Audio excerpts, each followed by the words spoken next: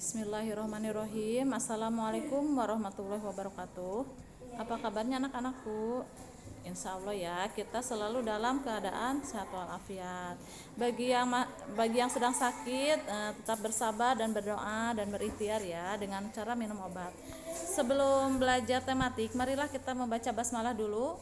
Bismillahirrahmanirrahim. Kita akan mempelajari tematik pembelajaran 4 halaman 27 ya. Kemarin kita sudah mengetahui letak astronomis dan geografis Indonesia ya. Sekarang Indonesia merupakan negara kepulauan yang masing-masing wilayahnya memiliki perbedaan kondisi geografis. Kondisi geografis wilayah Indonesia terdiri dari perairan dan daratan yang terbagi menjadi tiga, yaitu dataran tinggi, dataran rendah, dan daerah pantai. Kondisi geografis tersebut juga mempengaruhi mata pencaharian penduduk di wilayah tersebut ya. Nih, silakan dibuka halaman 28. Indonesia merupakan negara kepulauan. Kepulauan Indonesia terbentang dari Sabang sampai Merauke dengan kondisi geografis daerah yang bervariasi. Pada peta di atas, kita dapat melihat bahwa wilayah Indonesia terdiri dari perairan dan daratan. Daratan terdiri dari dataran rendah dan dataran tinggi. Dataran yang berbatasan dengan perairan disebut dengan daerah pantai. Ya, di sini. Seperti apa kehidupan masyarakat di daerah pantai, dataran rendah dan dataran tinggi? Daerah pantai. Daerah pantai adalah bagian daratan yang berbatasan dengan laut. Mata pencaharian sebagian besar penduduk di pantai adalah nelayan ya. Selain nelayan, pantai juga dapat dimanfaatkan sebagai tempat wisata sehingga beberapa penduduk bekerja sebagai penjual jasa wisata, misalnya tempat penginapan, tempat menjual oleh-oleh ya. Terus yang B, daerah dataran rendah. Kegiatan penduduk ini di dataran rendah lebih beragam. Hal tersebut karena dataran rendah cocok untuk dijadikan wilayah pertanian, perkebunan, peternakan, industri, dan pusat bisnis ya. Yang C, daerah dataran tinggi. Daerah dataran tinggi berupa pegunungan dan perbukitan. Daerah pegunungan memiliki tanah yang subur dan udara yang sejuk. Oleh karena itu, banyak penduduk bekerja sebagai petani. Keindahan alamnya juga berpotensi sebagai tempat wisata sehingga beberapa penduduk bekerja sebagai penjual jasa wisata ya. Misalnya penginapan, villa-villa banyak di pegunungan ya. Sekarang kita akan ke halaman 31. Indonesia sebagai negara maritim dan agraris. Sejarah telah mencatat bahwa Indonesia dari dulu dikenal sebagai negara maritim dan agraris. Namun, tahukah kamu mengapa Indonesia disebut negara maritim dan agraris? Nah, kenapa Indonesia disebut negara maritim dan agraris? Karena letak geografisnya yang mendukung. Negara maritim adalah negara dengan wilayah kekuasaan lautan lebih besar dari daratannya dan memiliki potensi kelautan serta aktivitas pelayaran. Hal tersebut sesuai dengan kondisi geografis Indonesia karena Indonesia merupakan negara kepulauan dengan lautan seluas 2/3 bagian wilayah Indonesia.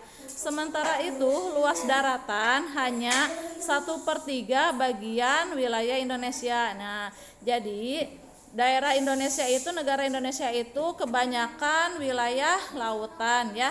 Jadi kita daratan itu dikelilingi oleh lautan. Jadi lautan itu lebih luas daripada daratannya. Sebagai negara maritim, Indonesia memiliki banyak sumber daya kelautan, tetapi untuk mengolahnya dengan baik diperlukan kebijaksanaan, ilmu, dan paham akan potensi besar yang dimiliki sektor kelautan. Yang keduanya, Indonesia disebut sebagai negara agraris karena Indonesia memiliki lahan pertanian yang luas. Hal ini didukung oleh suburnya tanah Indonesia sehingga mata pencaharian sebagian besar masyarakat Indonesia adalah bertani. Sebagai negara agraris, Indonesia memiliki keanekaragaman hayati dan sumber daya alam yang melimpah. Sumber daya alam inilah yang menunjang Indonesia sebagai negara agraris, sehingga sektor perekonomian terbesar di negara ini terletak pada sektor pertanian. Itulah sebabnya Indonesia disebut dengan negara maritim dan agraris, karena dua predikat tersebut adalah amanah yang harus diemban oleh negeri ini untuk terus memberdayakan kekayaan yang dimiliki agar dapat menciptakan kesejahteraan masyarakatnya. Oke, setelah itu kita ke halaman 33. Semangat persatuan dan kesatuan di Indonesia. Kemarin kalian sudah menonton video tentang Sumpah Pemuda ya. Tanggal berapakah Sumpah Pemuda dilahirkan? Tanggal 28 Oktober 1928. Di sini ada pendirian Budi Utomo ya. Kamu tentu telah mendengar slogan atau semboyan bersatu kita teguh, bercerai kita runtuh ya. Itu sering kita dengar ya. Persatuan dan kesatuan sangat diperlukan dalam kehidupan bermasyarakat, terlebih lagi bagi bangsa Indonesia yang sangat beragam. Perjuangan bangsa Indonesia dalam melawan penjajahan Belanda telah berlangsung lama, berpuluh-puluh tahun, bahkan beratus-ratus tahun, dan beribu-ribu pejuang yang telah gugur. Meskipun demikian, pada awalnya perjuangan mereka tidak berhasil. Mengapa demikian? Karena para pejuang masih bersifat kedaerahan, jadi belum bersatu ya. Nih, perjuangan mereka belum berlandaskan persatuan seluruh bangsa Indonesia. Akhirnya bangsa Indonesia menyadari bahwa untuk mencapai Indonesia merdeka diperlukan adanya persatuan dari seluruh bangsa Indonesia, bukan hanya masing-masing ya, bukan hanya per daerah-daerah, tetapi harus dapat bersatu. Timbullah kebangkitan nasional dengan berdirinya Budi Utomo pada tanggal 20 Mei 1908. Budi Utomo adalah sebuah organisasi pemuda yang didirikan oleh Dr. Sutomo dan para mahasiswa Stovia, yaitu Gunawan Mangunkusumo dan Suraji pada tanggal 20 Mei 1908. Penggagas didirikannya Budi Utomo adalah Dr. Wahidin Sudirohusodo. Budi Utomo menjadi organisasi perintis bangkitnya kesadaran bangsa Indonesia untuk berjuang secara nasional. Budi Utomo menyebarkan paham nasionalisme dan cinta tanah air pada rakyat. Rasa persatuan dan nasionalisme menjadi nyata dengan lahirnya Sumpah Pemuda yang telah kalian baca kemarin ya. Tanggal 28 Oktober 1928, ketika itu para pemuda mengikrarkan 3 hal penting yang menegaskan akan adanya tanah air Indonesia, bangsa Indonesia, dan bahasa Indonesia. Berkat persatuan seluruh rakyat Indonesia, tanggal 17 Agustus 1945, Indonesia memproklamasikan kemerdekaannya. Negara Indonesia merdeka dan lepas dari penjajahan. Meskipun telah merdeka, persatuan dan kesatuan tetap diperlukan bagi kehidupan bangsa ya.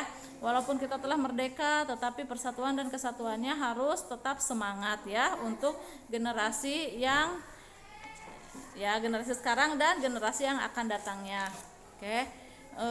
Mungkin pelajaran tematik hari ini dicukupkan dulu sampai di sini. Mohon maaf apabila ada kekurangan. Terima kasih. Kita akhiri dengan membaca hamdalah. Alhamdulillahirabbil alamin. Wassalamualaikum warahmatullahi wabarakatuh.